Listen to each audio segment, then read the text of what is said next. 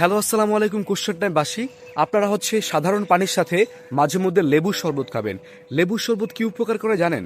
আপনারা অনেকেই হয়তো জানেন যে লেবুর শরবত অনেক ধরনের উপকার করে, তবে তার তার মধ্যে সবচেয়ে ইম্পর্টেন্ট হলো লেবুর শরবত আপনার কিডনিতে স্টোন হওয়া থেকে অনেক রক্ষা করে। কারণ কি, আপনার লেবুতে সাইট্রিক অ্যাসিড থাকে এবং এই সাইট্রিক অ্যাসিডগুলো আমাদের কিডনিতে কখনো পাথর যদি হইতে চায় তাহলে সেটা থেকে আটকায় এবং কিডনিকে অনেক সুস্থ রাখে।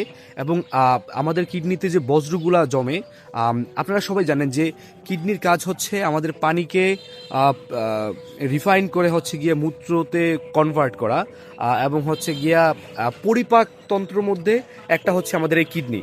তো এই কিডনিটাকে সুস্থ থাকা কিন্তু অনেক গুরুত্বপূর্ণ।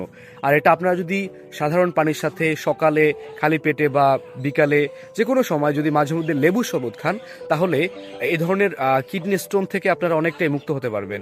আর আপনি যদি আমাদের চ্যানেলে নতুন হয়ে থাকেন তাহলে চ্যানেলটি সাবস্ক্রাইব করে রাখবেন, আর যদি পেজ থেকে আমাকে দেখে থাকেন তাহলে পেজটি ফলো দিয়ে রাখবেন। আসসালামু আলাইকুম।